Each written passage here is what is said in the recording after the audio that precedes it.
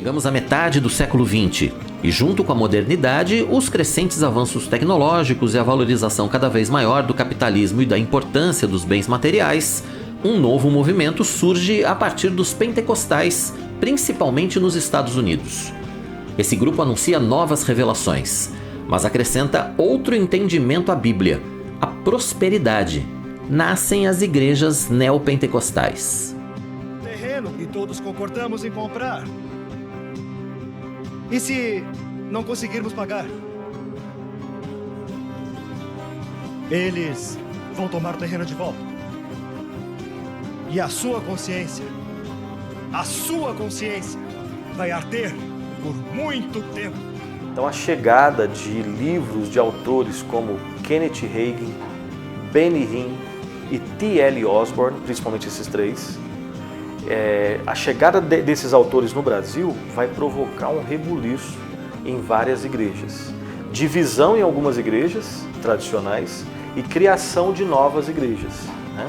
Então, essas igrejas continuam acreditando em milagres, continuam acreditando em curas e continuam agora deixando bem claro que o povo de Deus deve gozar os favores de Deus não nos novos céus e nova terra, é aqui e agora.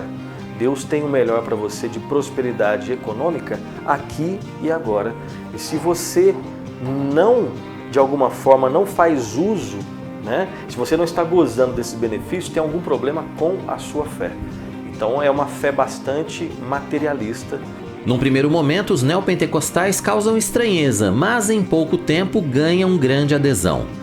Na década de 80 do século passado, líderes de algumas igrejas tradicionais e teólogos começam a desenvolver teses com bases bíblicas que combatem a teologia da prosperidade.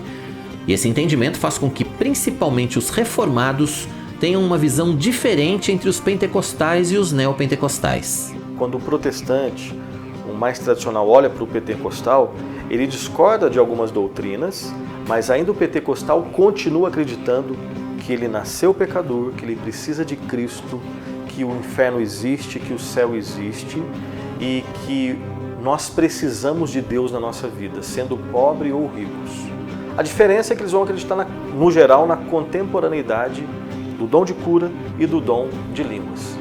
Nós discordamos, o protestante discorda disso, mas a essência não foi mexida.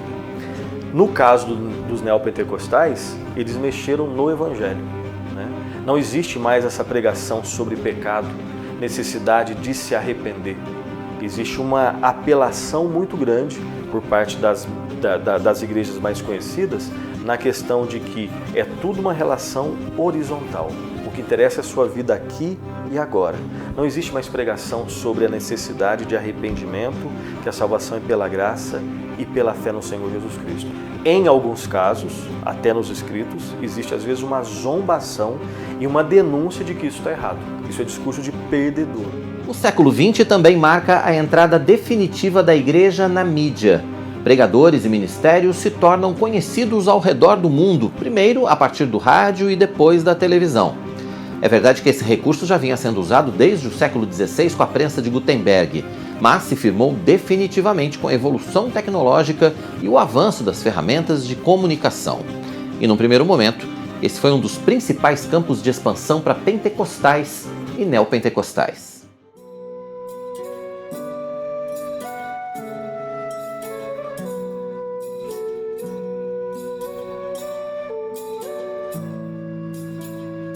Os pentecostais foram provavelmente o primeiro grupo que acordou ou que viu que isso é muito importante, né?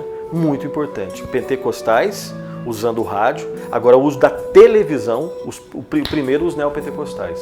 Não é à toa, né, que nós temos aí uma rede de televisão muito famosa que é propriedade de uma igreja, da maior igreja neopentecostal. Que mais tradicionais vão acordar um pouco depois para a importância disso. Nós aceitamos qualquer coisa que venha manifestar revolta entre as pessoas. Pelo contrário, nós pregamos o amor.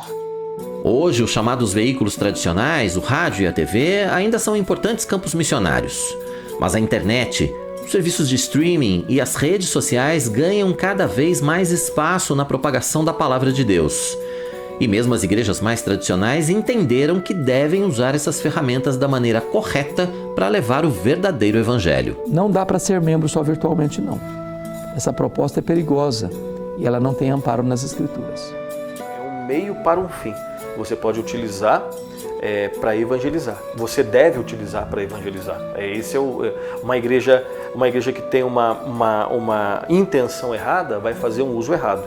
Agora, a imprensa, a televisão, o rádio, ou seja, né, o YouTube, enfim, é um meio para um fim. E a igreja deve saber utilizar isso da melhor maneira para propagar o reino de Deus.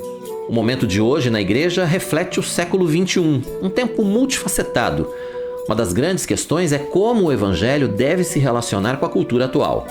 Os entendimentos são diferentes. Enquanto algumas igrejas querem se afastar totalmente da sociedade moderna, outras são influenciadas demais por ela. O fato é que a gente vive numa época que é extremamente fragmentada, né?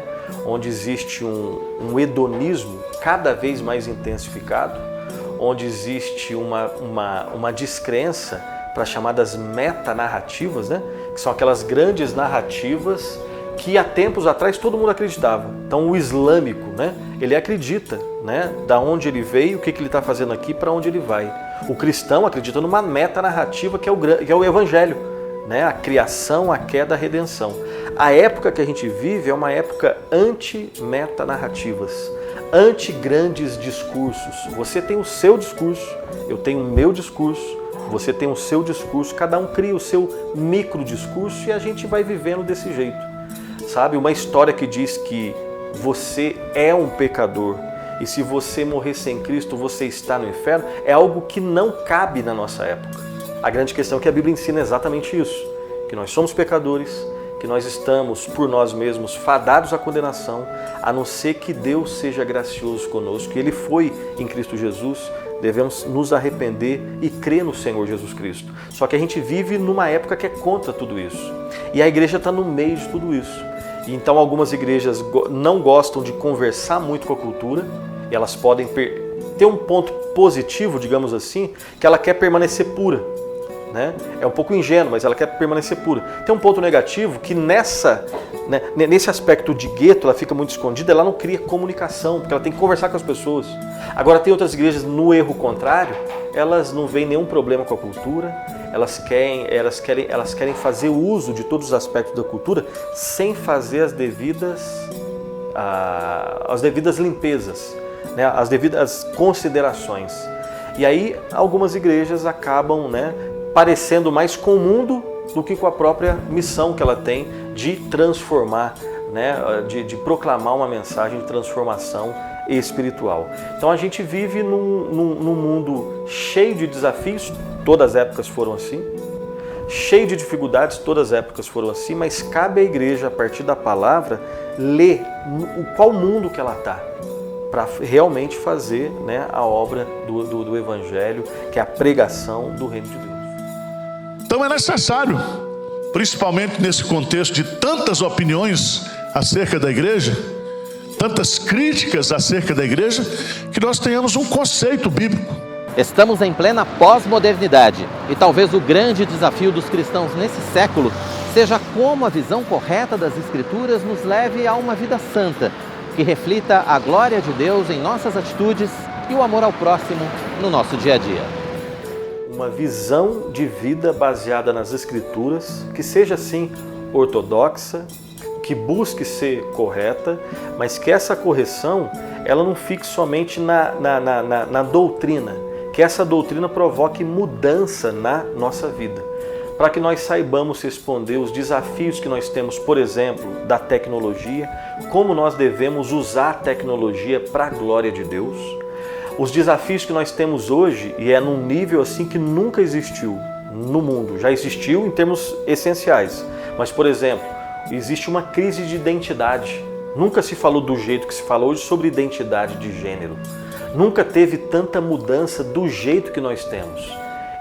E a Bíblia, com certeza, tem uma palavra verdadeira, amorosa, que denuncia o erro, mas que mostra a esperança para nós.